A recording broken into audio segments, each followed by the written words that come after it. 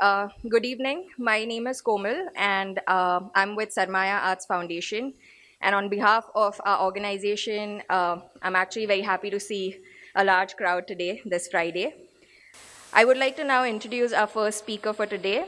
Dr. Ritu Sethi is editor of Global International Journal of Intangible Cultural Heritage. In addition, she oversees the journal's Asia Encyclopedia, that is globally recognized as the leading repository of online knowledge on the traditional arts, crafts, textiles, and its practitioners across South Asia. She is the founder trustee of the Craft Revival Trust. Her research interests examine aspects of the visual and material culture of the arts, textiles, and the handmade in pre and post colonial India and its links to modern and contemporary. She has authored and edited several publications. She's currently serving on several advisory boards on culture and policy in India, Japan, and Argentina. Dr. Sethi. Thank you. I'm very honored to be here in this august audience. So let me start. This is easy. With an appreciation that has been shaped by one of the world's most sophisticated textile cultures, cloth in India remains one of the most visible of influences over contemporary life. Rooted in their many millennia-old civilizational links, their making and use having shaped the social, political, religious, and aesthetic life of the subcontinent. Coveted the world over, they weighed in on trade and commerce. Yet, from the mid-1700s, these traditions entered a long decline, as from a 25% share of world industrial output, India's share by 1900 had fallen to only 2%. India had become an importer of finished goods and an exporter of raw material. In the textile ecologies, from spinning, weaving, and other specialized textile processes that India was famed for, the production was to be virtually decimated, misappropriated, and almost lost in the culture that had conceived it. My paper today casts a narrow lens on this huge ecology by engaging with just a single subset of textile making, hand block printing. And given the time available, my approach has been narrowed further to a timeline. For while the storied history of hand painted and block printed textiles can be traced back to the Indus civilization and the discovery of fragments of cotton dyed madder and the priest king whose turfoil cloak could have been block printed.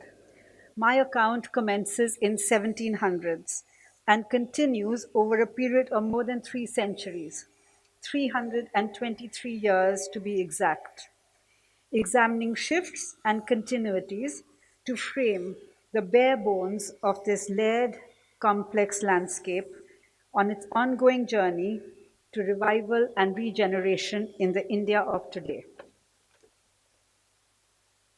In Britain, at the start of the 1700s, its negative trade balance and its consequent impact on domestic textile production was being largely blamed on the rage for the wildly fashionable block printed and painted cotton textiles that were imported in from India. It was felt that this import was the cause of, and I quote, excessive increase to the poor, and if not effectually prevented, may be the utter ruin and destruction of many thousands. In response, the British Parliament legislated protectionist laws that safeguarded English manufactures. The first Calico Act of 1701 banned the import of all calicos from India. The second Calico Act of 1721 was draconian, as it prohibited not just the import and sale of painted, printed, dyed, or stained calicos from India, but banned its very wearing or use in any manner in Britain, whether it be apparel, household stuff, furniture, or otherwise. This embargo ensured that the printed textile industry in Britain no longer faced any competition from India. This period was also very well used, as it provided Britain with much needed time for import substitution that focused on the imitation and copying of block printed and painted textiles from India, and the parallel development of mechanization of spinning, weaving, dyeing, and printing techniques that seeded the Industrial Revolution. By 1736, machines that replicated hand block printing processes were being unveiled. Progressive improvements continued, and by 1752, the engraved copper plate printing technology replicated designs with greater accuracy.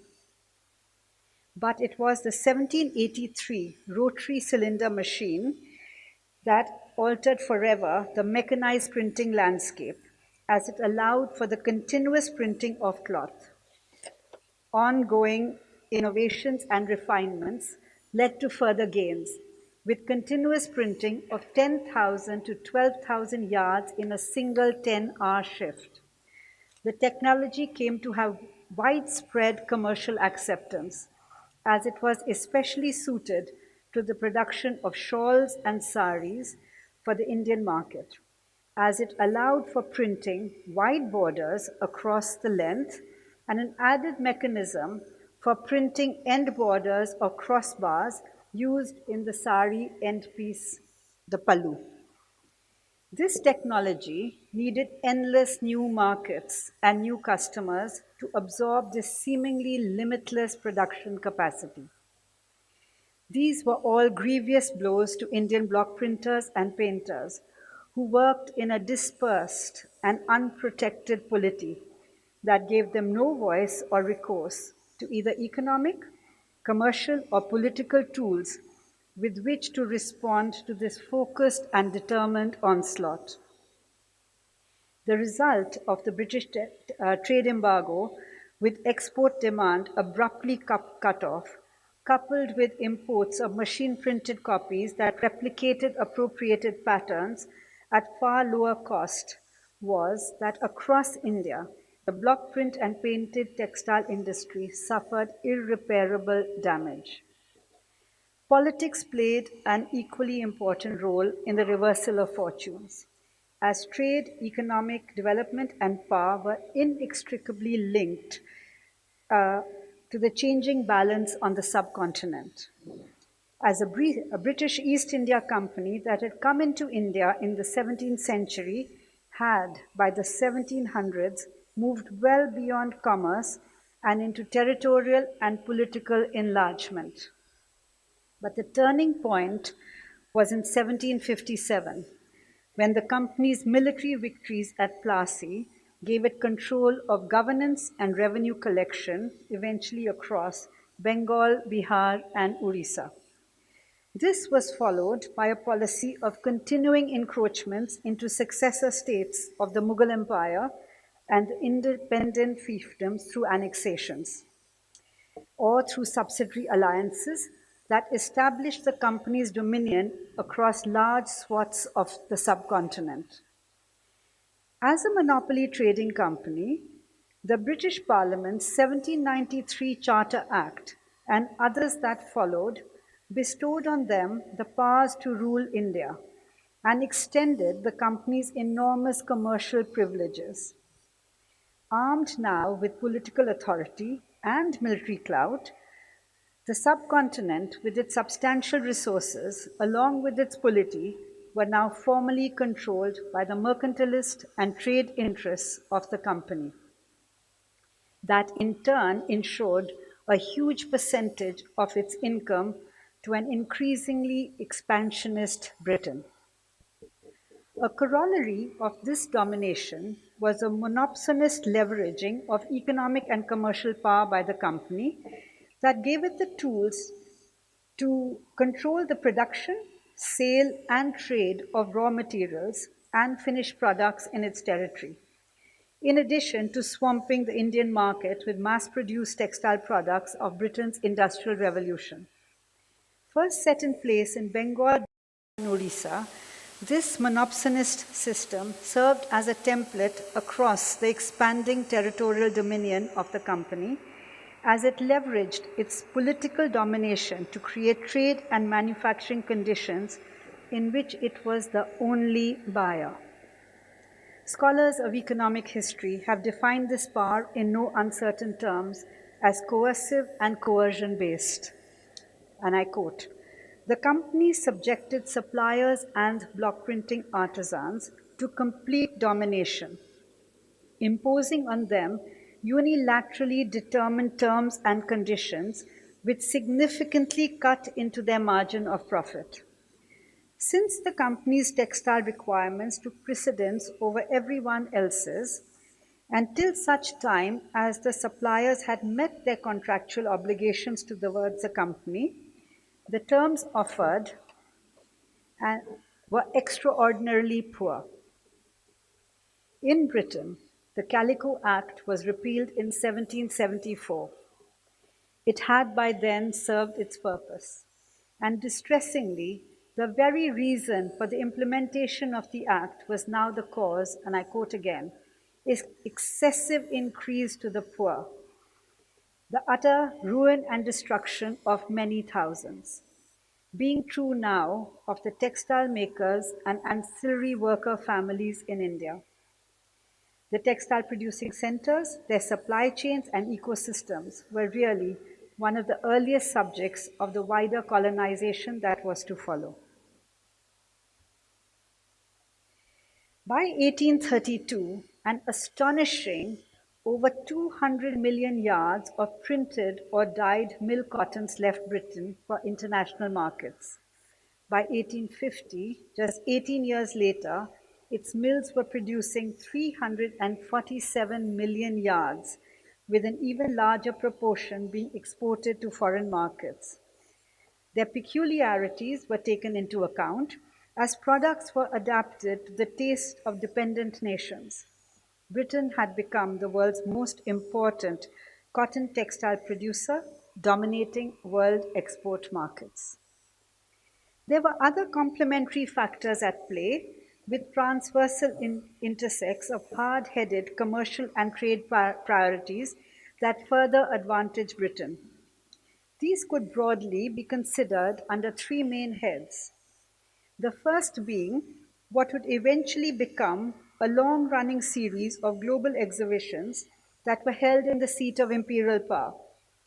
The commercial objectives of the exhibition were succinctly stated in the very first of the exhibitions in 1851, and I quote, "Since by the powers of our mechanical inventions, we are able to import cotton from India, manufacture it and re-export it at such a price as to undersell by 75% the half-naked rice-eating producer of the finest muslin, it is as much our duty as our interest to assist in stimulating the growth of cotton." The first exhibition in 1851, labeled "The Great Exhibition of the Works of Industry of All Nations," showcased objects from cultural artifacts, raw materials to contemporary manufacturing. The official catalogue described the huge range of British manufactured, printed calico and chintzes as, and I quote, "At first the imitation of those of India, they are now produced in patterns of an indefinite variety every year, machine printed on cotton, silk, velvet, wool, and mixed fabrics, and purposed for use as clothing, as drapery, wall hangings, and curtains, bed furnishings, window blinds, and other manner of things." This unlevel playing field that already advantaged Britain was tilted further as these exhibitions provided easy access to a vast emporium of goods and designs. In the India section, for instance, a wide variety of hand-block prints were on display and described as being admirable for their taste and elegance. Commercial objectives were furthered as the exhibition provided British manufacturers with abundant access to sources of cheap raw materials to power the needs of its industrialized economy and fuel its manufactures. The textile exhibits included raw materials from seeds to varieties of cotton, wool, silk, to dyes, colorants, and pigments. The details of the processes and the tools on display of specialized textile processes provided inspiration for mechanization, while finished handmade products were accessible for imitation and mass production and eventual re-export to its colonies and dependencies. The access would, in today's context, be likened to the opening up of industrial secrets to an all powerful competitor. The Great Exhibition set in place the groundwork for subsequent exhibitions, and as in 1851, the display of Indian manufactures and raw materials continued to play a dominant role as a balance of trade moved inexorably to favor Britain. The second manifestation of hard headed business priorities adjunct to the exhibitions was the beginnings of a wide and systematized collection of advantageous knowledge from across India that would facilitate the building of British manufacturing and design sensibility. A whole host of publications ensued, but here I reference the hugely influential Grammar of Ornaments by Owen Jones, himself one of the organizers of the 1851 exhibition. First published in 1856, all these years later, it is still in print. This extravagantly produced folio highlighted selected principles from Egypt, Persia to India that, as Owen stated, and I quote, "We should regard as our inheritance all the successful labors of the past." In his push to improve the quality of British craftsmanship, Owens elaborated, and I quote again, "My chief aim to place side by side types of such styles as might best serve as landmarks and aids to students in their outward path." The third was the structured setting up of public collections and museums that hosted objects that were beneficial for furthering British industry's manufacturing and design sensibilities. A direct corollary of the 1851 exhibition was the acquiring of modern manufacturers from other countries. These were housed in the newly set up Museum of Manufactures in 1852, the collection being enhanced by generous gifts from the East India Company's India Collection. The museum was renamed the South Kensington Museum and was eventually baptized the Victoria and Albert Museum in 1857. The objects from the 1851 exhibitions and the subsequent ones also fed the British Museum, the National History Museum, the Royal Botanical Garden at Kew. This pattern of collecting useful knowledge to set a template for all future exhibitions and also set in place an aggressive policy of acquisition from India and Britain's other colonies. So these are just some pictures that were of objects that were collected from 1851 of block prints.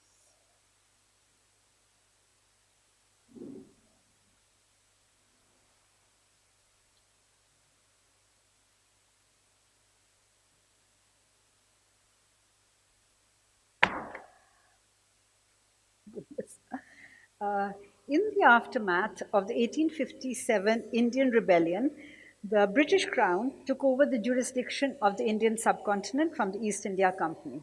Its large private army, its bureaucracy to its trade interests passed into its control. The system set in place by the company in its pursuit and organization of its trade interests and the smooth flow of business laid the groundwork for the future, with its monopsonist commercial interests now within the imperial framework. Its deep-rooted influence being underscored more than 5 decades later in 1913, when Sir T.H. Holland, director of the Geological Survey of India, assigned the continuing success of British rule in India to this foundational foresight, stating, and I quote, "As this was because the British occupation was that of a trading company, of which the present government of India is a lineal descendant." While documentation of processes, tools, and designs had begun in the early 18th century, from the 1860s onwards, the systematic collection of valuable knowledge across the territory became even more rigorous. Detailed methodologies formulated that meticulously recorded India's art manufactures, production techniques to itemized economic products, and other mappings continued tirelessly. In the textile ecosystem, one example exemplifies the thorough market research and systematic copying and product substitution by the insatiable mills of Manchester and Lancashire. In 1866, John Forbes Watson, director of the East India Company's India Museum, was appointed reporter of the products of India and was tasked with identifying and cataloguing Indian textile products, the outcome being the Textile Manufactures of India. Describing it as, and I quote, portable trade museum, the 18-volume set contained 700 textile samples measuring about 35 into 20 centimeters each. These samples were classified by where the textile was made, regional consumer preferences on wearing or use, its price, size, and weight. Of the 20 sets produced, 13 were distributed to textile manufacturing districts in Britain, its chambers of commerce, and art schools. More than 100 samples were of hand block prints. The selection was not meant to be representative of all the textiles produced, but rather those that Forbes Watson felt suitable for British manufacturers to copy, stating in the publication, and I quote, for an individual or nation to become a customer, we endeavor to make the articles which we know to be liked and needed, and those we offer for sale. Noting further that the sample, and I quotation starts, show what the people of India affect and deem suitable in the way of textile fabrics. And if the supply of these is to come from Britain, they must be imitated there. What is wanted and what is to be copied to meet that want is thus accessible in these museums. He added, India is in a position to become a magnificent consumer, for to clothe but a mere percentage of such a vast population would double the looms of Lancashire.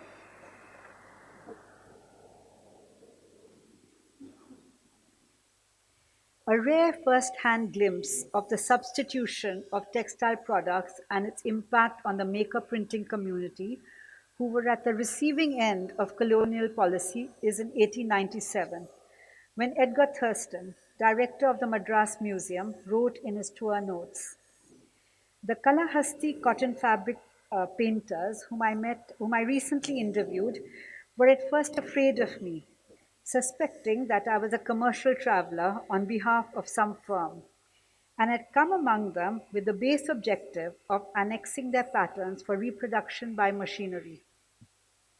They complained bitterly that British manufacturers are now copying patterns which they and the Masolipatnam block printers had turned out for many generations, and drew my attention to an imported cloth with a debased Indian pink device. A piece with a similar device made with vegetable dyes used to cost rupees 4, whereas the British imitation, being machine made with mineral dyes, can be sold at rupees 2. He stated further, the demand for them has greatly declined in recent years owing to the importation of British printed cloth, which are used as cheap substitutes for them, and the workmen, who are very skillful artisans, cannot even earn 4 annas a day. It was against the backdrop of governance and its mercantilist objectives that by the end of the 19th century, India's huge and captive market had truly become a magnificent customer of imported goods of British manufacture. In the area of block printed and printed textile, it had a devastating effect, as this was achieved at the cost of the artist makers and the cultural loss of a tradition.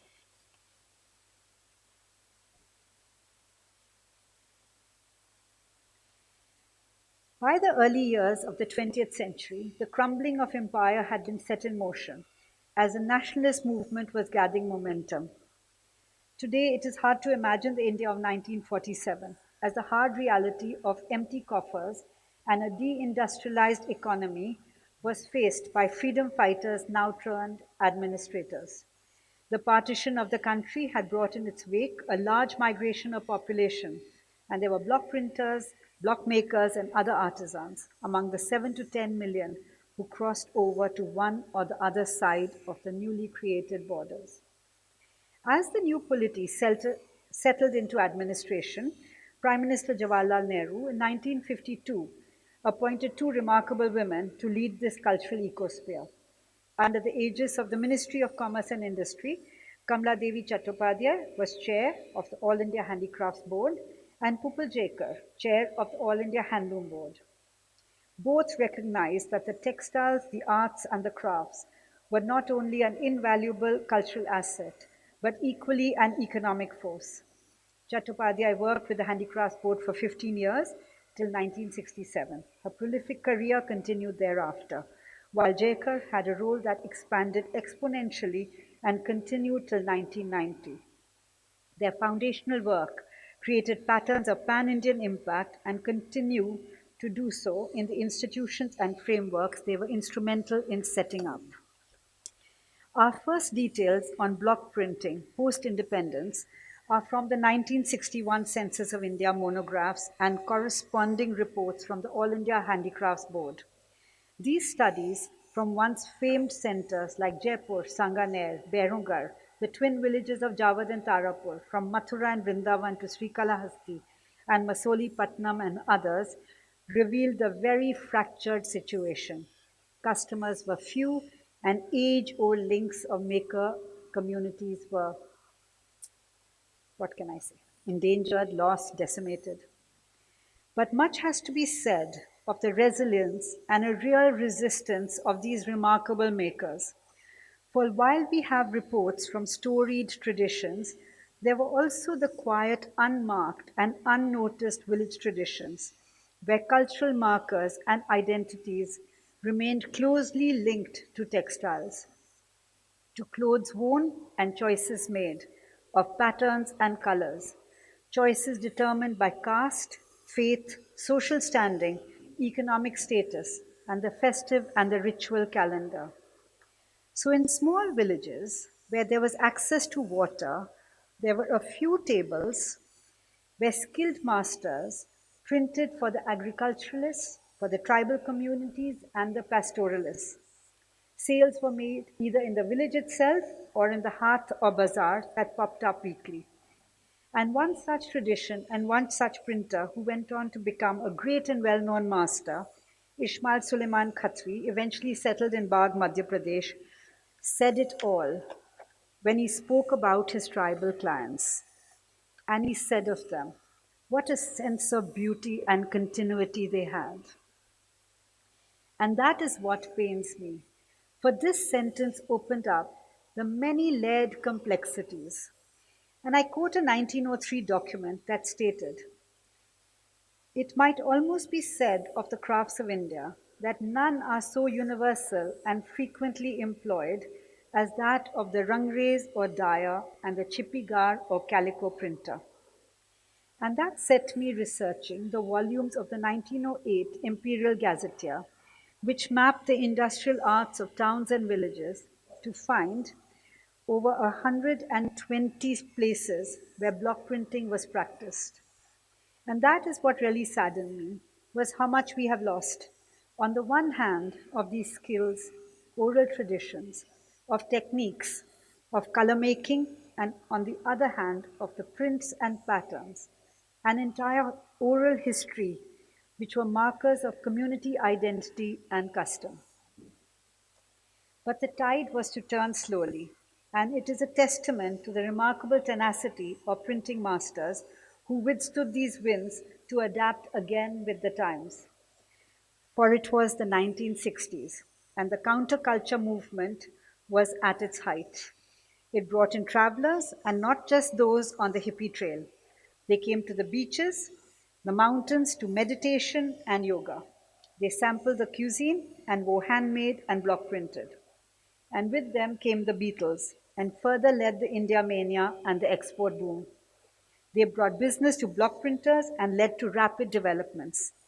New products, new patterns, new color palettes combined with fast deliveries for new markets.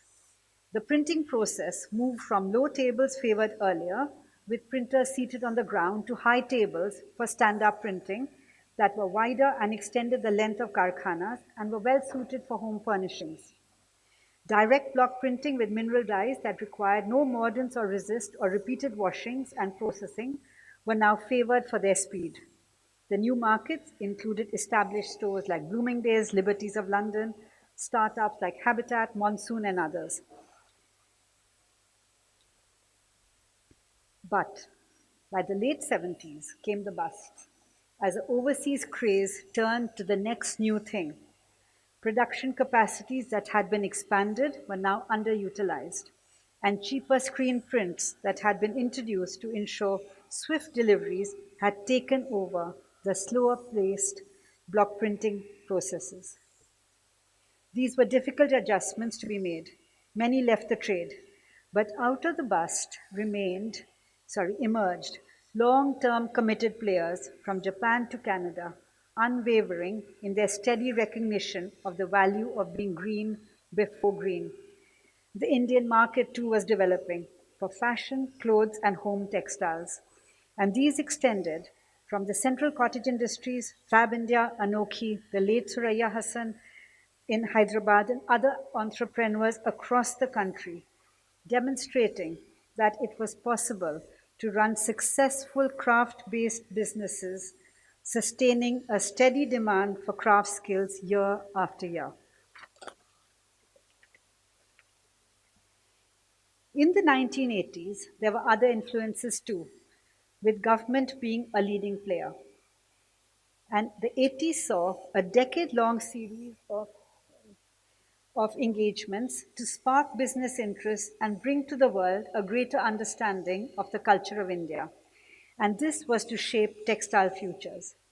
Labeled the Festival of India, its advisory committee was chaired by Pupul Jekar and supported by Prime Minister Indira Gandhi. Sustained over 10 years, its first diplomatic outing was in Britain in 1982, followed by US, France, Sweden, the erstwhile USSR, Japan, Germany. Amongst the cultural events, scientific achievements, and other aspects were the Vishwakarma exhibitions that projected the textile arts of the country. These exhibitions and the entire infrastructure that underpinned it were the widest, most in-depth government-supported exercise that had ever been attempted or conceived in the field of textile making. The last comparable attempt was 110 years ago in 1886, when John Forbes Watson had put together the 700 samples that I have already talked about. However, Forbes Watson had cut up readily available textile samples, whereas the Vishwakarma exercise had worked on locating centers and reviving traditions, each textile being a specially commissioned piece, a testimony that master artisans were just waiting for the right circumstance. These decade-long series of interventions were overseen by Jekar and orchestrated by Martand Singh, its chief designer and director. The financing was from the Government of India's Ministry of Textile. The depth and the quite unprecedented scale that fueled this exercise could only have been borne by government. For beyond financing, it gave access to raw materials, human resources, and opened the doors of officialdom. The range of block printed and painted textiles that emerged from these exhibitions was breathtaking. From the renewal of and translation of the temple canopies and thambus of Shikanayakan Pet into saris for the first time, to the floral motif directory of Sanganer and Pethapur, the double-sided print of Bagru in Rajasthan, to the revival of the Kodali Karpur sari in Tamil Nadu. The list of textile techniques and traditions addressed go on. Altering of traditional layouts and compositions, varying color patterns and textures, translated into a new vocabulary of contemporary block prints that emerged from these centers. block prints were transformed into products from fashion to home furnishing to wall hangings, giving them a new lease of life. Aimed on the one hand at the emerging urban markets in India and the educated professional who saw in such products a new identity for modern India. Their formats of major international exhibitions, on the other hand, led designers and design companies to discover a new resource for their collections. As a result, a new ecology of professional block printers, dyers, and pigment printers came up, connected to buyers in India and overseas. The ecology included designers, exporters, and in time, the growth of entrepreneurial activity, whether in small ateliers or at the grassroots, for the design and production of block prints for contemporary markets. There was also infrastructure developed by government through a parallel exercise of setting up state emporiums to bring the best of regional textiles and decorative arts to major cities and the growing metropolitan population. At a time when Indians were not as mobile as they are today, this plan translated a far-sighted banking of urban acceptance of contemporarized village crafts. The formula for success was based on designers who worked with craftspeople, transforming what was essentially village wear into products for an urban milieu. The emporiums that stood out for me were Lepakshi, representing Andhra, Gurjari from Gujarat, to Mrigneni from Madhya Pradesh. The transfer of block prints like Ajrak, Nalia, and other traditions, customarily worn by agriculturalists and pastoralists as lungis, shoulder cloths, and gathered long skirts, into urban textiles. The tie-dye shawl, sized down from its original head covering orni, into a city accessory. The shifting from wool to cotton, allowing for year-long wearing. The easy accessibility of block prints of the Masolipatnam and Bagh were only some of the many transformations. Outside of direct government support, analogous developments were taking place, and a new generation of activists in pan India and regional NGOs responded to the shifts in circumstances confronting the craftspeople, empowering and creating sustainable economic models, fulfilling development agendas from collectivization, self sufficiency, and social equity. Simultaneously, design pioneers working with the crafts served as a bridge, mediating between craftspeople and their evolving urban markets. Locating old disused blocks, researching museum collections, developing new layouts and compositions, experimenting with forgotten tones and shades, to finding new markets and customers. From Shona Ray, who introduced craft into people's interiors, Prabhaben Shah and Malti Jhaveri, sisters who worked in the 50s and 60s, Sina Kaul to Ratna Fabri, and Nelly Setna, who in 1970 worked with the fading Masolipatnam Kalamkari hand block prints and the Sri Kalahasti narrative textile scroll paintings.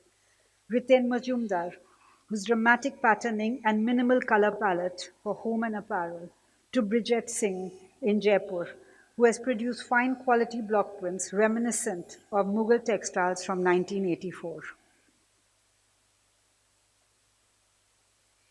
Design graduates and increasing emphasis of design in block printing was also an outcome of the National Institute of Design in Ahmedabad and the building of the many NIFTs from 1986 onwards, and the many other institutions that have changed forever the design landscape in India. And a small, though extremely significant transformation in 2005 when Judy Frater founded the first institution of design for traditional artisans in Kutch, Kala Raksha Vidyalaya, and the 2015 setup of the Sarmaya Kala Vidya, seeding the next generation, students of design, whether formal or informal, innovating and pushing boundaries, experimenting with their traditions, with business cards that read artisan designer. From Dheeraj Chippa in Bagru, Khushiram Pandey in Sanganer, Bilal Khatri in Bagh, and in Ajrakpur, we have Sufyan and Junaid Khatri, amongst many others. At the core, of course, is the incredible lineup of those whose tenacity has carried forward the tradition, whose virtuoso ingenuousness and versatility lies in applying literally proto historic techniques to a contemporary sensibility. The roll of honor is long, but it delights me that they are no longer anonymous. From Dr. Ishmael Khatri, Jabbar Khatri, Irfan Anwar Khatri, and others in Ajrakpur and Dhamarka. In Bagh, the late Ishmael Suleiman Khatri and his extended family, and Haji Ibrahim Khatri and his family. The late Gurappa Chetty, his son Niranjan Chetty in Srikalahasti. The late Rashid Bhai's family in Jaipur. Brij Ballabh Udewal and Vikram Joshi in Sanganer. Ramesh Dosaya, Ram Kishore Derawala and Bagru, Yasin Trabuddin Chipa and Pipar, Ranamal Khatri and Barmer, Ishwar Adu and others in Polavaram and Perna, Khatri Firoz Rangrez in Ahmedabad, and right here in Mumbai, we have the family of Ahmed Khatri of Prachin, and the list goes on. And long may they thrive in their continuing impact in our interconnected and interdependent world. In the backdrop of the 1991 government policy of economic liberalization and deregulated markets, with economic growth and growing disposable income, a fashion hungry customer meshed with an emerging ferment in the design space, the mushrooming of the big fat Indian wedding, Shushmita Sen's 1994 win of the Miss Universal contest, marked the coming of the age of ramp shows and a focus of change on craft, block print, and innovation. The cross pollination ferment of all these influences and impacts and more have led to this point, with a seamless linking of an entire ecosystem of design and designers, retailers with block printers and dyers, to innovation, to curation, to commercial potential, and to the contemporary. Today, there is a growing recognition in our speeded up world that the slow and the handmade is the true luxury. Knowing who printed the cloth you wore, the colors they have used, their lineage, the lineage it belongs to, and making each textile a valued product. Block prints continue to be desired, and the skill of the printer can be seen from everyday fashion to elite designer wear to the global markets, creating afterlives with semiotics, or what can now be considered as a contemporary language of Indian textiles. These and the many other successes that time constraints do not permit demonstrate the versatility inherent in the block printing ecology that has allowed for continuous innovation and making. Yet, while we in India have experienced perhaps the world's largest effort at integrating traditional textiles with new product development, it is in the very nature of existence that futures will always be challenged. There can be no resting on laurels, as given unstoppable change, the ongoing task of keeping pace with an Indian modernity remains unfinished. Altering semiotics, shifting sensibilities, variable markets will continue to challenge textile futures. Thank you.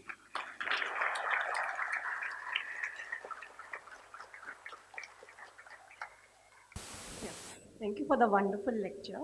Within 1 hour, you've taken us to about 300 years of the textile history. And thank you so much for the Vishwakarma. It brought back so many memories. I think it started in Cross Maidan and then eventually it shifted to Bandra Reclamation, which was my first exposure towards actual weaving to see it in Mumbai.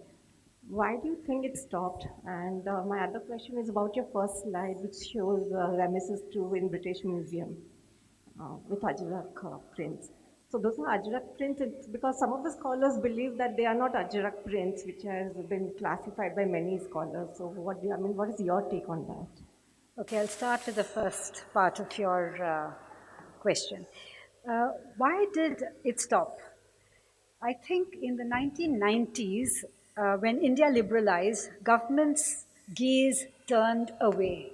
It turned to industrialization, digitization, and economic growth. And this sector became what they have often termed as a sunset industry. So it was a place where it didn't resonate any longer. But at the same time, I feel that the wonderful thing was it had caught fire. And that is why it was the start of NID, NIFT, designers, students, private entrepreneurs, and government continues to have schemes, but I'm so delighted that it has entered an area of entrepreneurship because at the end, every block printer is an entrepreneur. He makes to sell and he or she improves, innovates for a larger market, whether it be a museum or elite luxury group or someone like you and me and someone, a student. So I feel that government's priorities change, but like I said, look at how we are all dressed. I mean, how many of us are wearing kurta pajamas and saris? How remarkable is this textile revolution? How many of us are wearing jeans and shirts and yet they're block printed or woven? So you see, the Indian populace is interested in their own culture and history. So we have taken over. So I think that's great. And about classification, that's such a complicated question because I'm actually working on a book on Kasuti at the moment. And I think while we look at the classification of the acquisitions in the museum and we say, oh, this is wrong, but the fact is, then write to them, explain to them why it's wrong, so that if it's a scholarly response, there is no reason why they will not respond. Because in fact, while searching for Kasuti online, I found two that had been mislabeled. So it's part of my essay saying, hey, this is actually the first Kasuti I've ever seen because it's dated so far back, but no one else has found it because it was mislabeled. So it was good that we found it, and now hopefully it will be relabeled because they are one of the largest collection of South Asian textiles and other products in the world, so I'm sure there will be some mislabeling. Yeah. Thank you for that wonderful talk. What is your comments on technology? Because technology displaces artisans and makes things cheaper for the mass market. And how was that played out even after independence? So what are your views on that? This was something I just didn't want to touch on because it's a lecture on its own. But since you asked, technology is essential. Almost every craftsperson, weaver I know is now on WhatsApp. They are sending you pictures, they are getting you orders, they have Paytm, and they are connecting to the wider market. Everybody, by and large, has electricity. All that is, we don't even consider that technology anymore. They have computers, they are seeing designs, they are becoming designers themselves. Even located in their little villages, they are able to see what is doing very well anywhere where their markets are. But yes, it is a huge issue of faking and copying and misappropriation of their products. And the same thing that is copied on silkscreen, it's copied on digital prints, and I have several issues with this. But like I said, it's a very complicated thing, and I don't want to stir a hornet's nest because it's actually a very long discussion. But first of all, in India, we have the GI Act, which can be used for the arts and crafts. And I think there are about, I just had the figures, but I've forgotten. I think there are over 360 GIs been given, of which over 60% are in the crafts and textiles. But that has to follow a certain process. Now, the problem also is, and I don't want to be quoted on this, is often in their hurry to produce, weavers and craftspeople themselves do take shortcuts. Now, I feel at the end, as a customer, I will buy, if I cannot afford a weave, I'm very happy to buy something made on a palloon, but tell me it is made on a palloon. If it is silk screened, tell me it is silk screened. But so that is one aspect. The other aspect is when products are of living artisans like ajrak are replicated on palloon and other things. Again, this is so nuanced. Yes, it is very easy to say it's completely wrong. But I have a small story to tell you. When I was last in Kutch, the pastoralists and others continue to wear their head cover, their shoulder cloth of ajrak, but they cannot afford the block printed ajrak. So in the Kutch market, in the local Bhuj market, you will find cloth that is sold specifically for them because they want to wear what is of their custom and their tradition. So to them, it doesn't matter that it hasn't been block printed in this long 17-step process. So, like I said, this is a seminar of its own. So, Okay, yes. one last question we can take. What effort is being put to make the industry sustainable, in terms of chemicals and also livelihood? These are things that bother all of us today. It's a really big bother because for fast production, you cannot use natural dyes. And if it is follows the traditional process, it does involve repeated washings in the river. So the rivers do flow red and blue and pink. And there are people, and in fact, Ajrakpur is also a great example where they have set up effluent plants. And they're not huge effluent plants, they're small effluent plants where they wash within their area and the water is recycled. It can't be used for drinking, but I myself have seen the water and it's completely clear and it can be used for plants and other things. So that is the effort that has to be made, that you must set up effluent plants in the clusters. Make the technology cheap so that, and also it also depends on all of us. It depends on the big buyers to say, we are happy if you increase your price. We will help you, give you a loan, set up your effluent plant. We will wait to give you orders. So actually the push has to come from many directions because it's easy for all of us to continue what we are doing. Unless a very big buyer says, no more orders from tomorrow, set up a plant. And I would do it in 24 hours if this threat hung over my head. Thank you so much, Dr. Ritu. Thank you.